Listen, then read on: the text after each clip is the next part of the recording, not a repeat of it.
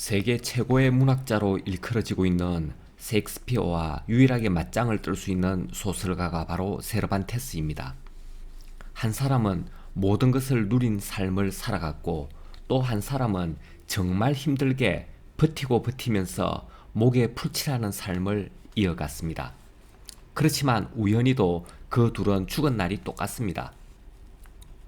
스페인에서 약 500년 전에 태어난 세르반테스는 그의 삶이 바로 소설입니다. 그의 아버지는 귀족 출신 의사였지만 경제적으로 무능해서 재산을 몰수당하고 감옥에 투옥되기까지 하였습니다. 그렇게 되자 가족들은 스페인의 여러 지역을 전전하면서 구차한 삶을 살아갑니다. 그랬기에 세르반테스는 체계적인 교육을 받지 못했습니다. 뿐만 아니라 애초부터 작가가 되고 싶은 마음이 없었던 그는 군인이 되어 크게 성공하고 싶었습니다. 드디어 22살 때 스페인을 방문한 추기경의 비스가 되어 이탈리아로 건너갑니다. 그곳에서 그는 스페인 군대에 자원 입대합니다. 2년 후 그가 소속된 스페인 연합군이 투르크군과 지중해의 패권을 놓고 격돌한 레판토 해전에서 그는 크게 부상을 입습니다. 가슴과 왼손에 총상을 입어 평생 왼손을 쓰지 못하는 불구자가 됩니다. 그 덕분에 그는 레판토의 외팔이라는 별명을 얻습니다. 28살 때 되던까지 그는 계속 군인으로 살았지만 적성에 맞지 않았는지 직업 군인을 그만둡니다. 고향으로 돌아가기 위해 배를 탔는데 출항 6일째 되는 날 그가 탄 배가 해적선의 습격을 받아 졸지에 해적의 포로가 됩니다. 안 풀리는 놈은 뒤로 넘어져도 코가 깨진다는 그런 속담 그대로입니다. 알제리로 끌려간 세르반테스는 그곳에서 5년 동안 노예로 생활합니다. 4번이나 탈출을 시도했지만 그때마다 붙잡혀 더 큰 고생을 했습니다. 그러다가 이를 불쌍히 여긴 한 사제가 세르반테스의 몸값을 지불한 덕분에 꿈에 그린 조국 스페인으로 귀국합니다. 그의 나이 37살이었습니다. 실업자 신세로 그 어떤 것도 해야 했던 그는 38살 때 드디어 첫 번째 소설 라 갈라테아를 발표하지만 별로 인기를 끌지 못했습니다. 우여곡절 끝에 그는 말단 관리가 되어 세금 징수원으로 쭉 살아갑니다. 직업의 특성상 그는 틈틈이 비리 혐의로 고발되어 징역형을 살곤 했습니다. 찌질이도 안 풀리던 그의 인생은 그렇게 쭉 이어집니다. 그의 역작 돈키호테는 그가 55세 때 감옥살이 하면서 구상했다고 합니다. 그러다가 드디어 57세 때 불후의 명작 돈키호테의 발표로 일약 스페인 최고의 소설가로 떠오릅니다. 한마디로 57세 때까지 그의 삶은 고통과 고난으로 얼룩진 기구한 운명이었습니다. 돈키호테가 어느 정도 인기 있는 소설이었냐 하면 그와 관련된 한 편의 일화를 통해서 알 수 있습니다. 그 당시 스페인 왕인 필리프 3세는 길을 가다가 어떤 농부가 책을 읽으면서 눈물을 줄줄 흘리고 배꼽을 빠져라 웃어대는 꼴을 보고 이렇게 말했습니다. 아마 미친놈 아니면 돈키호테를 읽는 놈일 거다. 그 정도로 돈키호테는 탁월한 유머 소설입니다. 그 책은 곧바로 스페인을 넘어 영어와 프랑스로 번역되었고 유럽의 대대적인 베스트셀러가 되었습니다.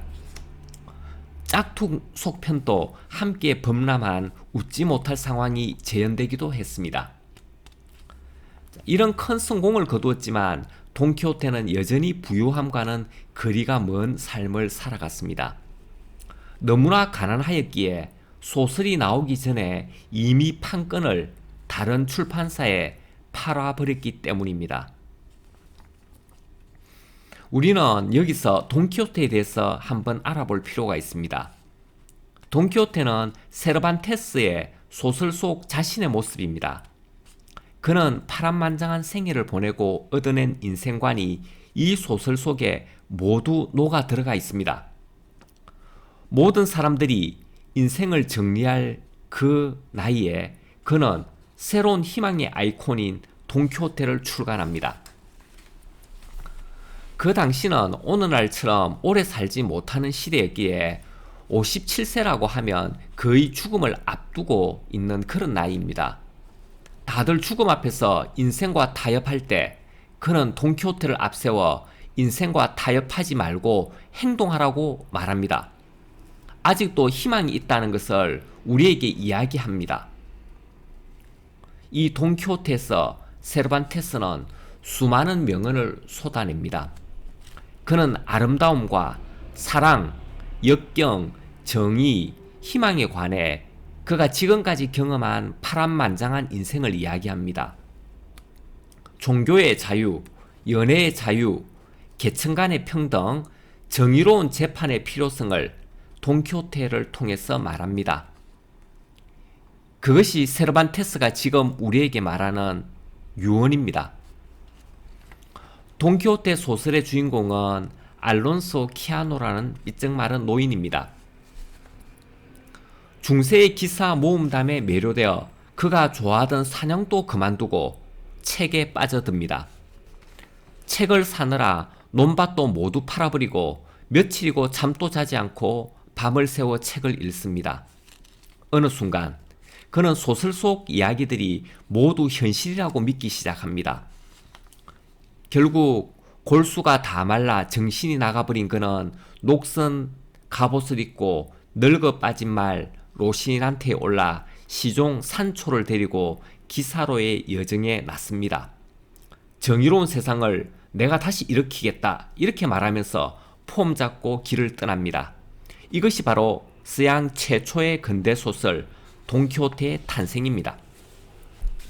실제로 책에서 돈키호테는 약하고 상처받은 자에게는 부드럽고 겸손한 태도를 보입니다. 악당으로 보이는 상대를 마주할 때는 불굴의 용기를 발휘합니다.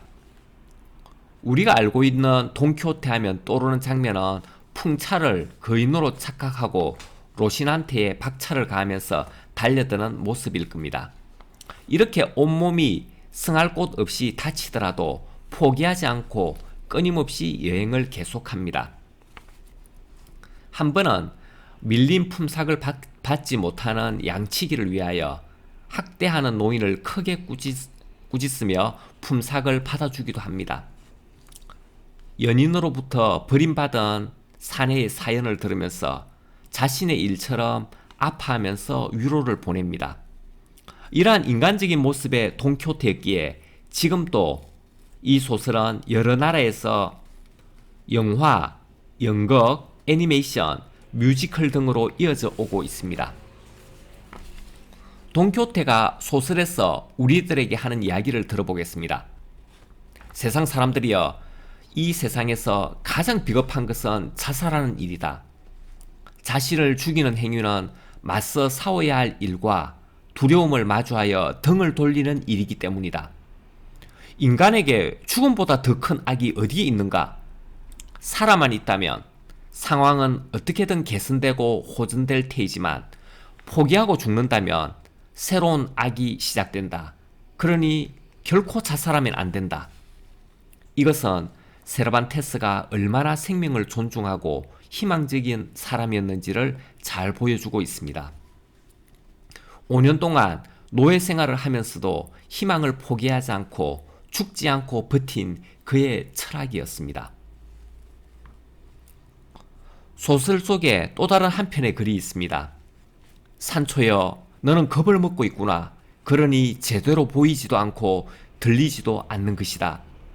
공포심이란 모든 것을 그르치게 하고 사물을 있는 그대로 보지 못하게 만든다. 그러니 산초여, 너는 물러가 있거라. 산초를 위하면서도 죽음과 공포를 이기는 방법을 말합니다. 죽음과 공포는 현실을 정확히 바라볼 수 없을 때 생기는 것입니다. 따라서 그것을 깨우쳐야 한다라고 말합니다. 지금 세르반테스가 그렇게 우리에게 이야기합니다. 돈키호테는 세르반테스의 또 다른 자아입니다. 그 둘은 완벽한 하나입니다. 돈키호테는 세상을 상대로 즐겁게 게임을 하다가 살아간 정열적인 사람이었습니다. 세상을 무대로 자기만의 놀이를 즐긴 사람이었습니다.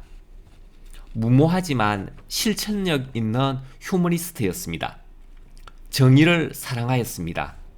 인간을 믿었습니다.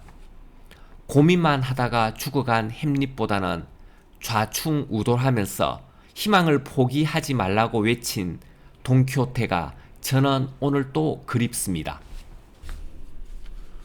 감히 이룰 수 없는 꿈을 꾸고, 감히 이루어질 수 없는 사랑을 하고, 감히 견딜 수 없는 고통을 견디며, 감히 용감한 자도 가지 못한 곳을 가며, 감히 닿지 못한 저 밤하늘의 별에 이른다는 것.